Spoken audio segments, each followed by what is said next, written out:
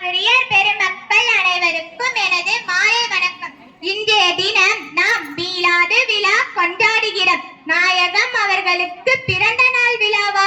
நாம் தான் பிறந்த நாளை கொண்டாட கூடாது என்ற கேள்விக்கு பதிலை நான் கூறுகிறேன். பிள்ளைகள் பிறந்த நாளை பெற்றோர்கள் கொண்டாடுவது ஒரு மரபு. பெற்றோர்களுடைய பிறந்த நாளை பிள்ளைகள் கொண்டாடுவது ஒரு வழக்கம். ஒரு நாட்டு தலைவன் பிறந்த நாளை கொண்டாடுவது ஒரு பழக்கம். ஒரு சமய தலைவன் சமயத்தை சார்ந்த மக்கள் கொண்டாடுவது ஒரு வழக்கம்.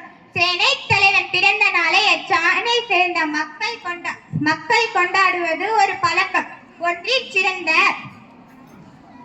சிறந்த ஒரு காரணத்திற்காக ஒருவருக்கு பிறந்த நாள் விழா கொண்டாடுவது சரியாக இருக்குமானால், ஒரே ஒருவர் நாட்டின் தலைவராகவும் சமயத்தின் தலைவராகவும் சமூகத்தின் தலைவராகவும் அரசியல் தலைவராகவும் போர் வீரர்கள் தலைவராகவும் இருந்த நாயகம் அவருக்கு விழா கொண்டாடாமல் வேறு யாருக்கு கொண்டாடுவது?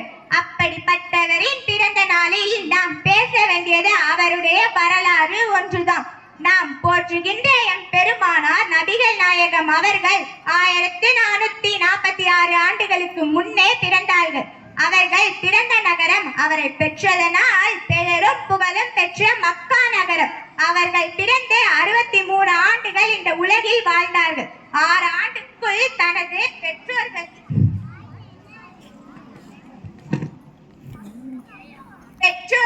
இருவரையும் இழந்தார்கள். பின்னர் அவருடைய பெரிய தந்தையால் வளர்க்கப்பட்டார். இவர்கள் 40 ஆண்டுகள் குடும்பத்திற்காகவும் வணிகத்திற்காக என்றே கழிந்தனர். பின்னர் 23 ஆண்டுகள் உலக மக்களுக்காக என்று வாழ்ந்தார்கள். அவர்கள் பல சீர்திருத்தங்களை புகுத்தி தம் காலத்தில் வெற்றியும் பெற்றார்கள். பசித்திருந்து தனித்திருந்து விழித்திருந்து புனித திருமறையை நமக்கு இறக்கி தந்தார்கள். நம்மை விட்டு மறைந்தார்கள் என்பதுதான் உண்மை. இவர்கள் பிறந்த போது அரேபிய நாடு காலத்து இருளை போல் இருந்தது. எடுத்துக்காட்டாக, மக்களில் ஒருவன் ஆடு வளர்த்தான். எதிர் வீட்டுக்காரன் அவரை கொடியை வளர்த்தான். அடுத்த வீட்டுக்காரனின் அவரை கொடியை எதிர் வீட்டுக்காரனின் ஆடு தின்று விட்டது.